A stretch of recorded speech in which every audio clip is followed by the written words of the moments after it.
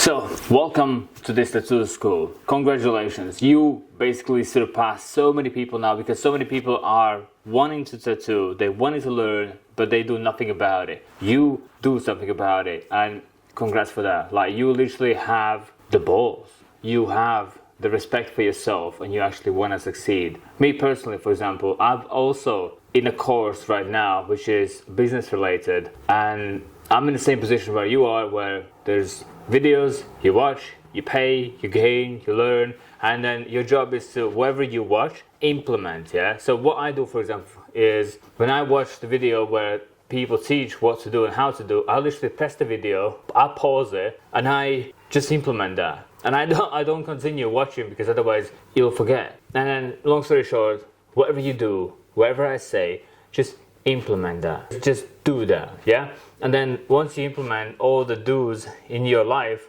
you just become that person.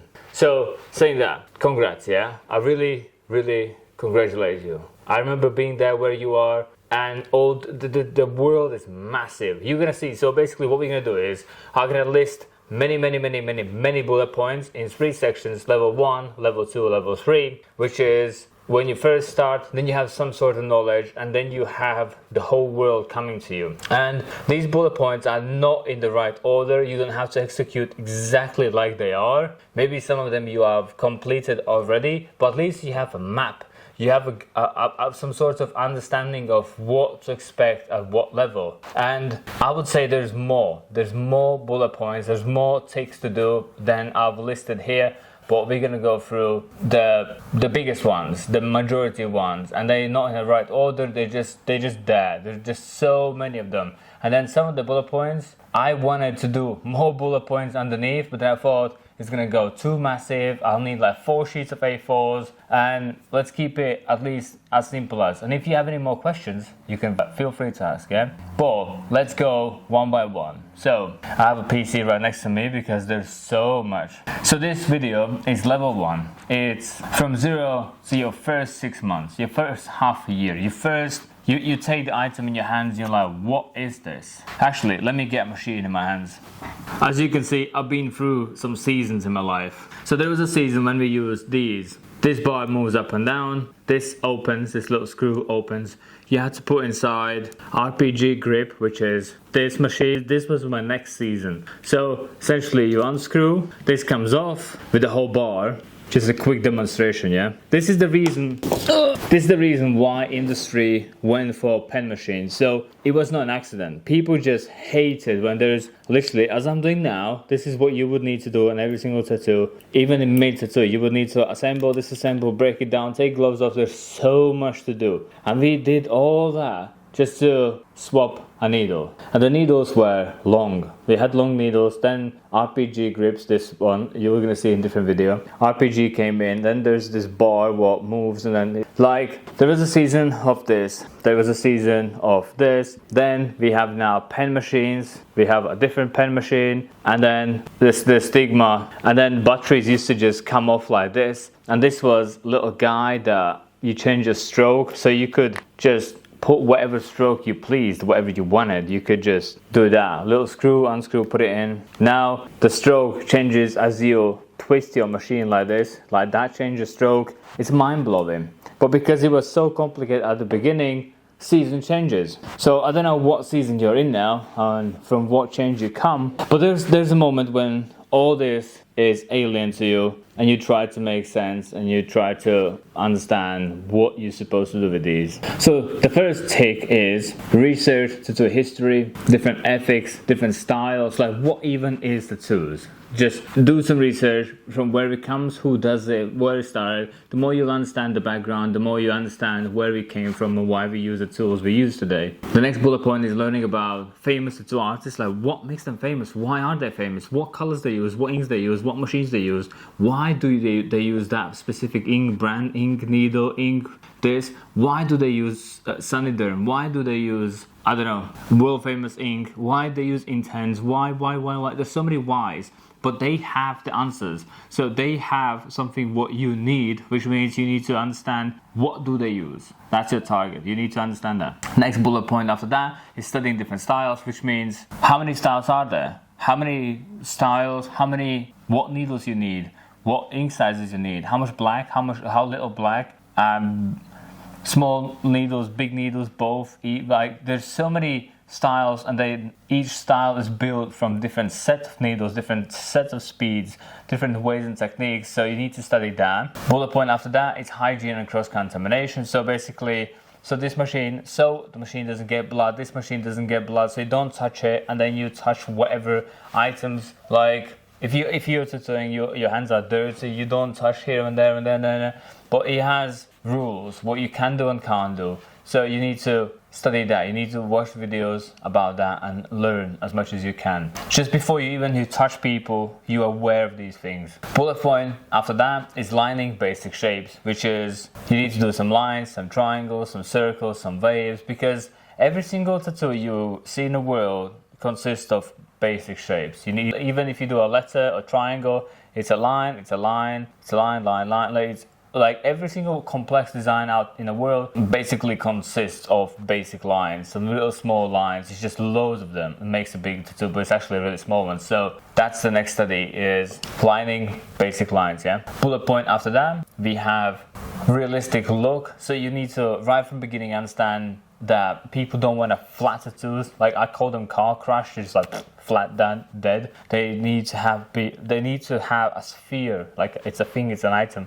It has a light source, imaginary light source, but it has, and you need to train your thinking right from the beginning that that's what it needs to be and that's where it needs to go. So you need to study that. And then at the beginning, even if you haven't done any big designs, heavy designs, massive designs, it'll take a long time to learn. So I would recommend to do the next piece, which is studying the bones, the muscles, the tissues, like where can it be tattooed, where it can't be tattooed, what happens here, what designs gonna be bent, we have so many bones and muscles, what shape our bodies, which means if you put wrong design in the wrong place, you'll get like squeezed every time person moves the arm, and if you position wrong, then you know what I mean, like your design could end up looking like this most of the times, and then rarely it's nice and straight. So you need to understand how the body's been built, so you can design the design in order to complement the body, work with the body, enhance the body, hide some imperfections if need so, but generally it's understanding how humans are built,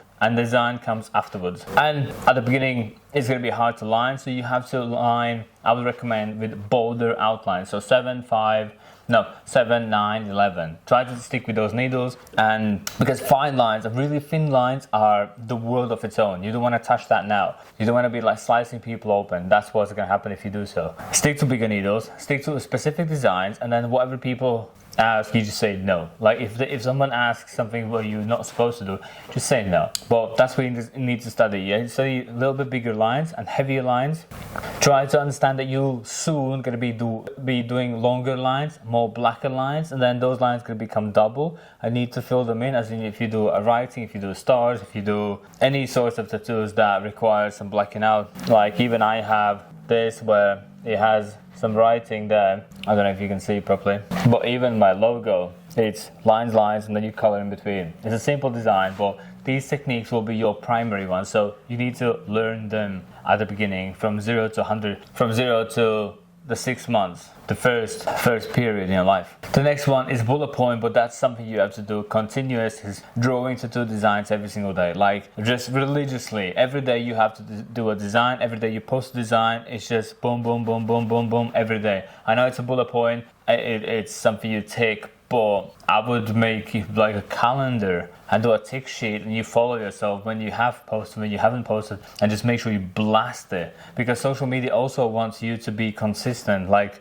Instagram or Facebook wants to have ticks in your calendar every single day, and then the moment you start to like miss dates, they don't take you seriously anymore, so they can call you shadow banned, but really they just don't trust you anymore, so they want to show your stuff less to people. Whereas if you go consistent, Instagram can trust you, and then they show purposely your stuff more. Anyways, that's the story for different lines, but just draw every single day. That's a law. That's what you have to do, yeah? Then you have to start to understand light source, where the light comes from, what happens to shadow, how the light from different directions impacts of, like how it creates the shadow, like what what shadow is being created by the item, so what blocks the light, so that itself makes a shadow. But then on what surface it falls on, the shadow, how does that surface then bends the shadow, so what shape it actually makes. Because if you have my fingers here, and then shadow would like fall onto the fingers, and as you can see, because the fingers are round, the shadow would also start to get round, because it's the place where it drops. So you have to think about what creates a shadow, where it falls, and then when you draw your designs, and when they start to overlap, you have to start to think how they talk to each other, how do they create the shadows, and then how the shadows get created by the stuff. So that's a tick, that's what you need to study. And I know it's a beginning, I know you just started, but you have to think in a way of like faster, how you capture big shapes, how when you draw designs on iPads or on the pencils and the papers, but is the speed of capturing all the big elements, then putting all the small ones in, and then finalizing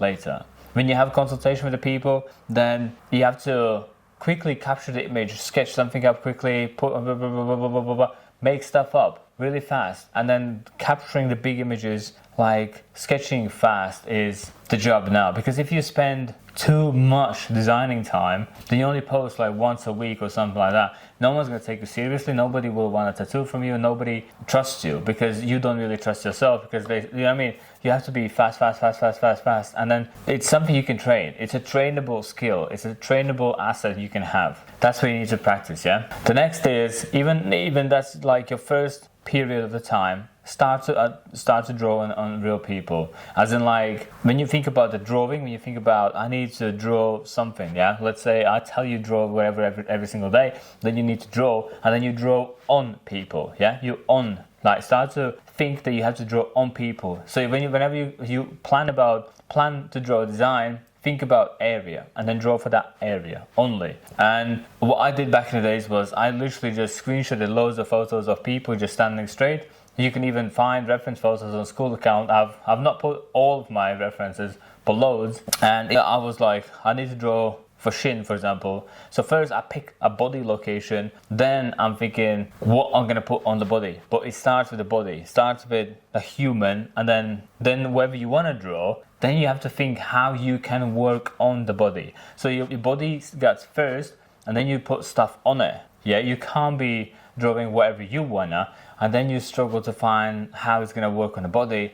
But you start with the body, start like forearm, upper arm, chest, like wherever you pick a location, and then you have to study the bones like we spoke before, and then bones and muscles, how things get marked and how it impacts the shape of your design. Then you pick that area, and only then you put the elements you want to put it on, and only then you draw. But that's what you need to practice at this stage, like practice of thinking like that. At the beginning, at the very basic. It's not like you learn how to draw really nice, but then you have to think about how you're going to draw for my calf. And oh shit, I've not even thought about how to squeeze into like a long triangle, but triangle shape, that design, like how is it going to work, how far is it going to go. But that's the thinking process where you need to study now. So the tick is to draw on 3D objects. The next tick after that is actually learn about what do you actually use, like what settings are, what machines are for lining. There's different machines for lining, there's different machines for color, different machines for shading, different machines for all of those. Some of them are like where you can change. For example, you can change stroke. This one is fixed, so there's that little piece of bar is literally fixed to the engine, and that's it. That's the stroke, that's the speed, that's how it goes. These machines have like separate components where the engine comes off, and then these components move that component. You need to learn that. You need to understand how the machines actually are built. What do they do? How they function? And then wherever you want to pursue in the future, which machine do you actually need to get you there? Because any machine not going to get you there. Every machine not going to get you there. There's specific machines what gets to a specific road, and that's it. It's like a train what goes to London is a train what goes to London. A train what goes to Miami goes to Miami. A train what goes to Dubai, it's only that train. And then they do not, like, you know what I mean?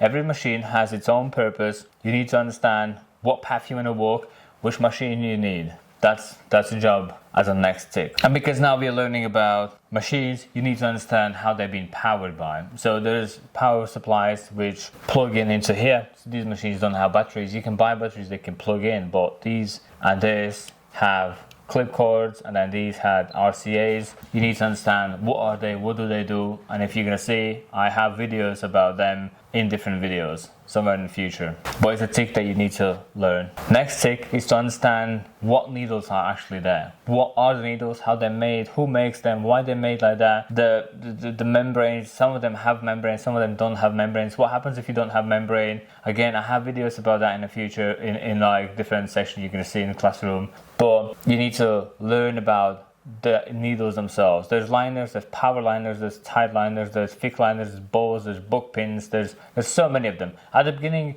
you're not going to feel any difference. Like for you, it's just going to be a needle. It's just a needle. But the more you're going to do it, the more you're going to have some feedback, and the more you're going to understand. You like those specifics.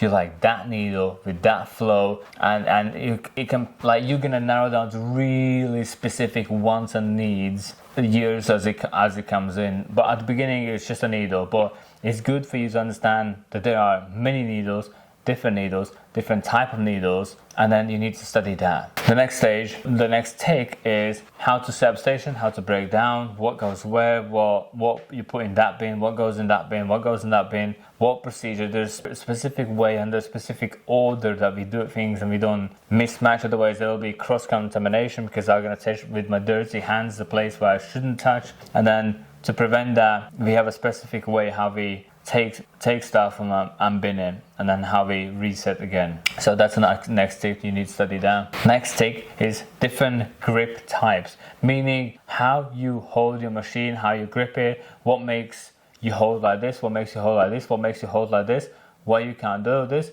And then you got long lines, short lines, pinky. You're gonna see many videos where I'm lining, mostly on lining videos. I speak in mid-video where and how, why hold in a specific way, and then how you leave this hole here so you don't put a machine here but you hold in front of your fingertips, and why. And then it's in many videos. I've not made a video about it because I feel like then people can choose not to watch, but I've spoke about that in multiple mid videos. So it's in line work videos where I speak about that. But that's something you need to tick, because you need to know how to hold correctly in specific way, in specific order, and reasons why. Then you need to learn how you clean machines properly, how you maintain it, how you don't break it, how you don't damage it, what to do to prevent from anything happening to your machine, because it's a tool, you work with it. So you need to study how to make your machine last long.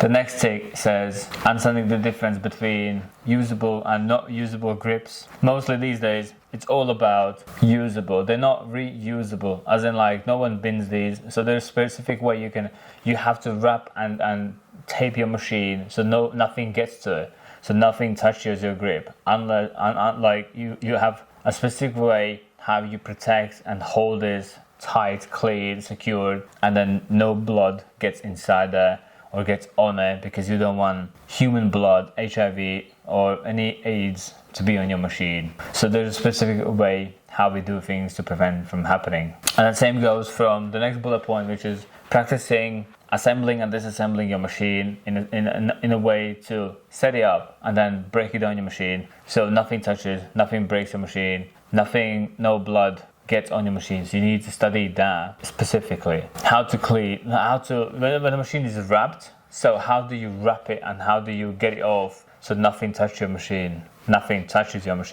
Next bullet point is finding your right voltage, because at the beginning you don't know what is nice, what is not nice, what numbers to run, what's too high, what's too low. Do I have to change on the bones? Do you have to decrease or increase or play or maybe leave it the same?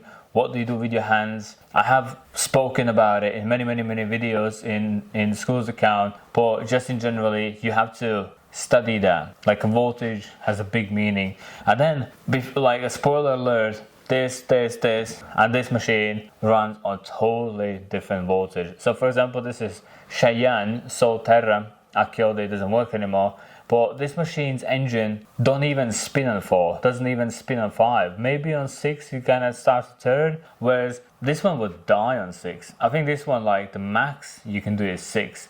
4.5, I think 5 was like it's his cap. This machine still works, it's still fine, it can still tattoo. So does this machine, but this machine was running on 6.5, 7 max, whereas this machine on 7.8 works perfectly, and then this machine would just not work. You can just, it just wouldn't work properly on like 7. It just wouldn't. So you need to understand what voltage needs your machine and what machine you have. What does it do? How fast it spins? Different machines have, you can see that physically, like the engine size, even like this is the engine, this itself, and even this, when you put side by side, you can see which one's bigger. So you can already see that there's difference between engines. And then even like if you look at a pen machines, these engines spin sideways. Like the differences are massive. You need to learn the voltage, how does it affect, what do you need, which one you need, and all that. That's like the biggest problem in the tattoo industry, but that's kind of the easiest one to solve. The next bullet point we have is thin, long lines. So now when you get more and more in, you get a little bit more understanding of what's a bigger line, what's a thinner line. You can now start to use 5s and 3s just to get used to. I would still probably say try to be on a fake skin, but your job is now to discover what can you do, what you shouldn't do, how deep to go, what is resistance, how these feel like razor blades. They don't feel any restriction. They just cut through. How hard actually it is to do a clean line with those needles, and then they bring enough ink, they bring too much ink, and then not enough ink, then all the ink comes out, and you're thinking, what the fuck's happening? And it's a world of its own. So you need to understand thin needles and long needles, like now, which is later on, because you wanna do loads of tattooing with a bigger needle at the beginning because it's easy and it's just more doable. The thin ones are hard. They are physically a world of its own. Next checkpoint is probably this one needed to be higher than it is, but I just happen to put it where it is. But it's needle depth and needle hang, meaning how far does the needle physically come out from cartridge, and then how deep it goes inside the skin. I have 2 videos dedicated just for that, so you can watch them, try to understand. And if you didn't get it in the first time, you just watch once or twice again, and the more you're gonna do it, the more you're gonna tattoo, the more the information will make sense as you do. But needle hang and needle depth is what you need to learn now. At the beginning, I always say practice line work, but now you need to do some shading. You need to introduce yourself more and more with the shading because people are just gonna ask you that. So your next take is practicing shading with liners, with the magnums. Try to get feel of what actually feels to shade. The next take after that is, it's just a suggestion to tattoo a design every day. Even if you have like half an hour dedicated, if you book yourself a time, like I'll do that 8 o'clock, I'll do that 9 o'clock, I'll do that after dinner, I'll do before I go to sleep, I'll do whenever you do, just every day, every day, every day, every day, every day, every day. Like I tattoo every single day in the studio, so I do that every day. If I have a day off, I'll be at home and I'm still gonna tattoo and film videos. So I literally do every single day, twice a day, sometimes in the morning and evenings, sometimes throughout the whole day, like just all day, every day.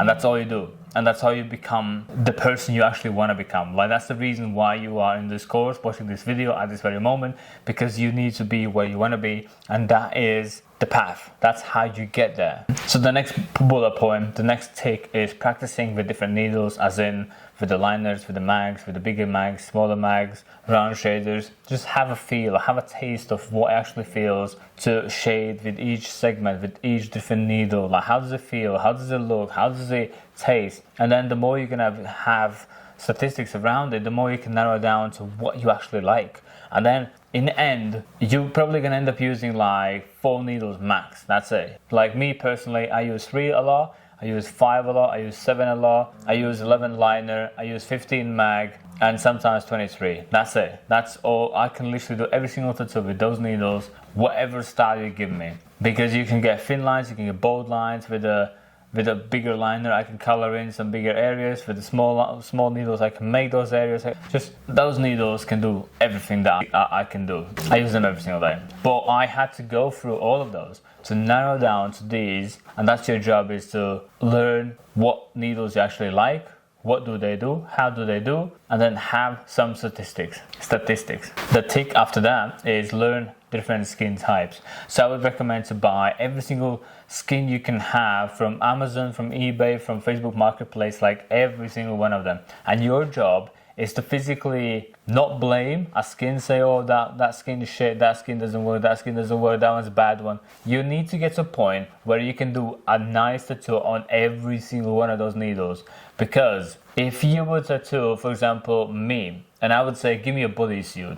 Just so it happens, I want a bodysuit from you. My skin on my hands will be different than my skin on my elbow. My elbow skin will be different than inside here. So even though I am the same person, I will be 20 different skins. My skin on knees will be different than my skin on my shins, and my foot will be different than my neck, and my neck will be different than my back. You see where I'm going? Even though I'm the same person, you still need to learn 20 different skins. You need to know. And you need to know what it feels like to have skin underneath a bone and skin underneath nothing. Whereas my ribs and sides, where it's more wobbly, whereas my neck and then areas like that, they are more sensitive, more flared up, more, like, you know what I mean? You need to know that there are different skins. You need to feel the difference. But you still need to do it. You still need to have a clean tattoo. Like, you can't just be blaming, oh, you know what, I did a bodysuit for you, but we shredded your shins because I just didn't know what to do. Like, that's not an excuse. The whole thing needs to work, and it still needs to be clean. So I am 20 different skins. So you need to experiment 20 different skins, and that's your tick. I think these 2 points I should have put as one, because the next one says tattoo different types of fake skin, and then one before was learn how different skin types affect ink absorption. So I guess they are different, but they're kind of the same. In the first one, how it goes in, it'll be different. On every single skin will be different. But then how hard and how soft will be the next point, because on some you'll see how nicely it goes in, on some it doesn't go in. So imagine if you were to tattoo somebody who's been a roofer, somebody who's been outside in the sun for 40 years, and he is 65 and he wants upper arm doing, and his skin is so dry, so flaky, but you still need to do, like, your job is to still execute the best, and you can't say, oh, you know what, like, your skin is like that, you need to go home.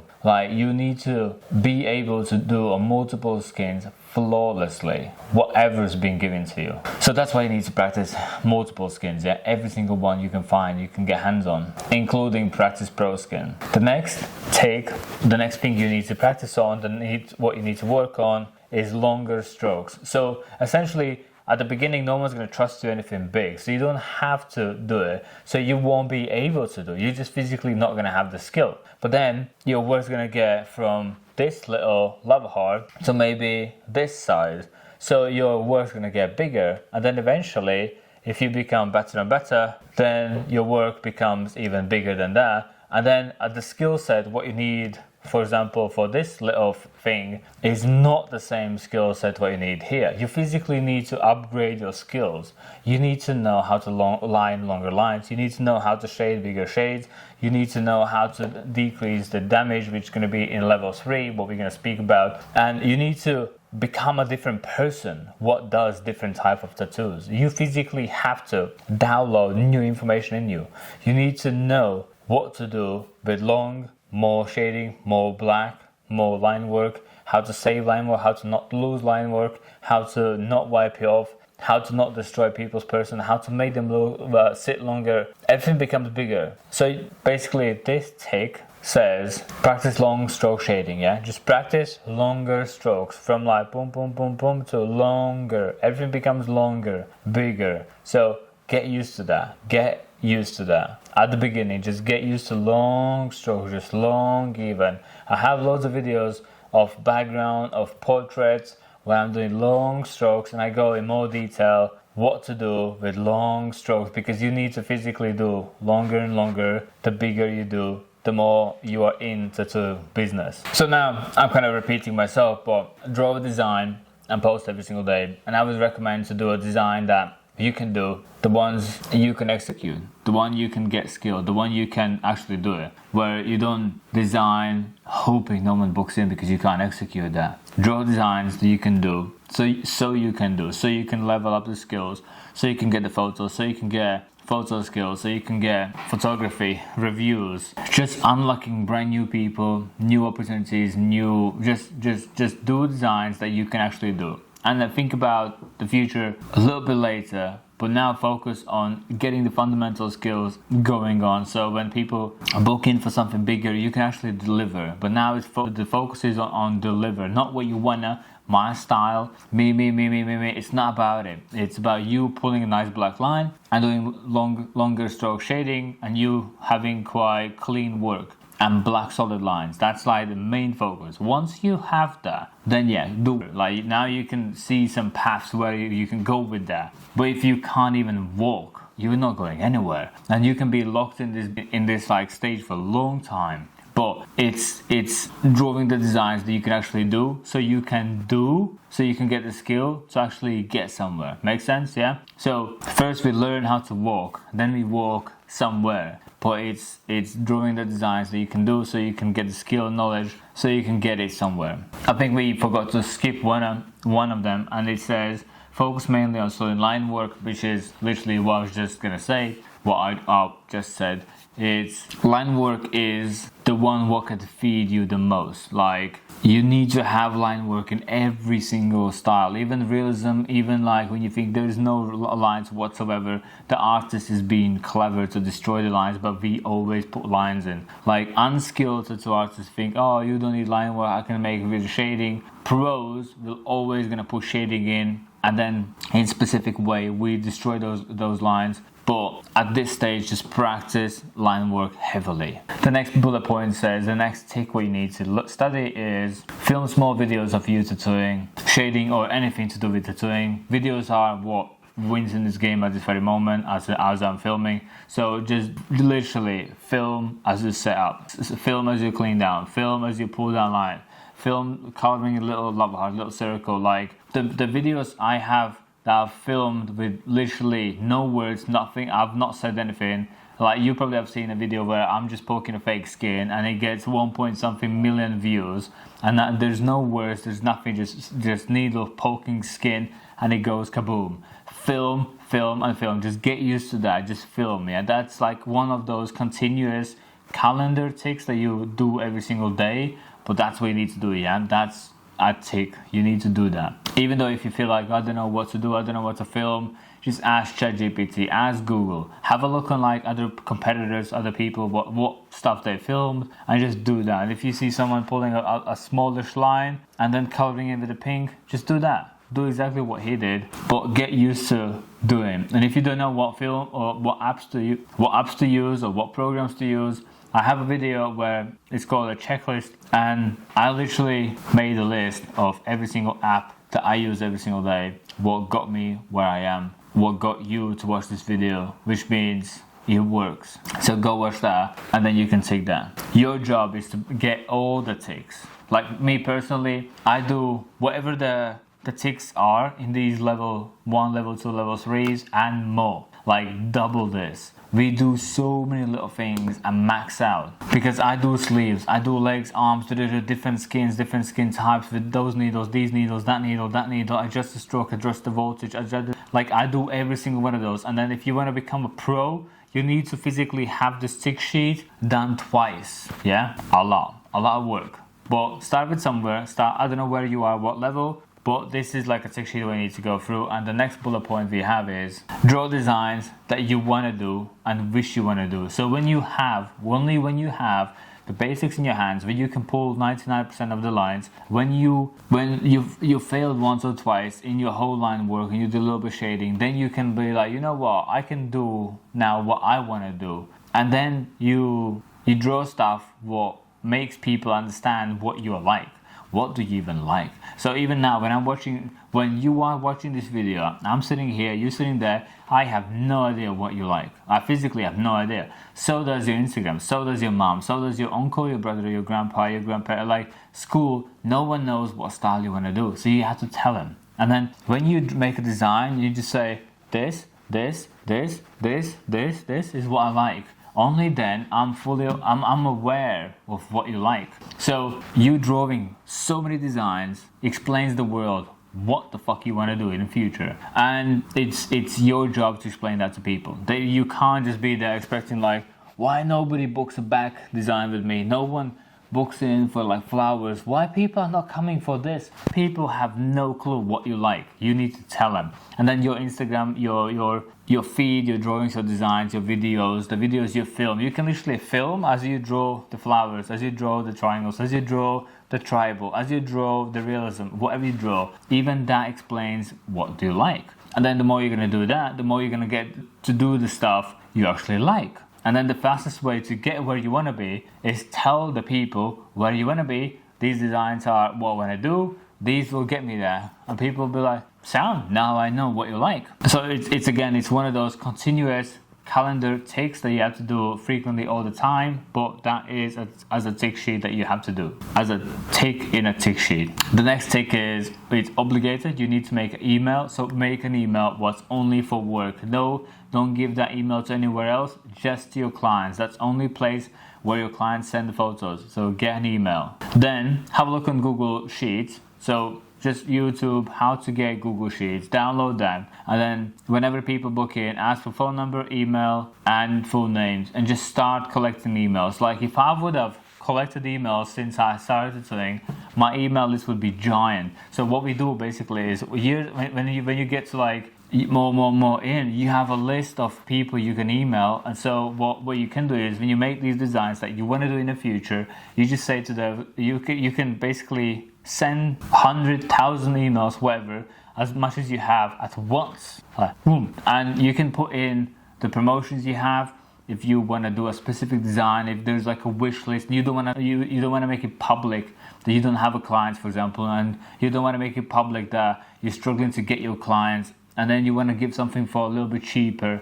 You can just email those and then send to those and say, yo, because you've been so special to me, I've seen you for years and years and years. I really love working on you, and I would love to do this design. I'll give you 30% off whoever first signs up, and I want to do this in next month or whatever. Like, you can basically speak to your people privately that no one in the public knows that you don't have any clients or you're struggling to get clients, because you can talk to them and no one else going to hear it. Only the people in your email list and social media will not going to see that. And that's only one of the good reasons why we have email lists. But what I'm saying is start that at the beginning. I wish somebody told me that. I wish somebody said do that. And even if you don't see a potential, just do it. Just ask everybody email, ask everybody phone number, add full names, and just collect them. Just collect them, yeah? And you're gonna see, you'll be so thankful when you get to my age, and I've been to Ting for 11 years,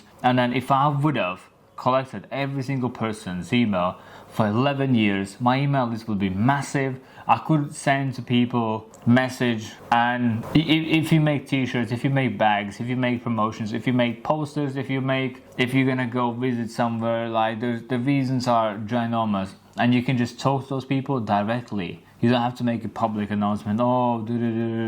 You can just talk to them, and then it's more specific, more special, more nice, more looked after, and makes them feel more privileged because you didn't say to anyone, you just said to them, like, yo, listen. And yeah, so get an email and collect emails in Google Sheets. Google Sheets, because it's free. If you have Excel, that's cool, you can use that. But basically it's like a cloud business where if something happens, you always have that. If you write down on a piece of paper, you can lose, you can know that, but because it's a cloud business, it's all up in the clouds, and Google stores the information in 6 different locations. So even if like one place gets bombarded and killed and explosion happens, you wouldn't even know. So it's all secured, all up in there, and start to do that as soon as you can. Even friends and families, get all those emails all collected and all stored, because you'll need them. The next tick sheet probably should have been way higher than it is.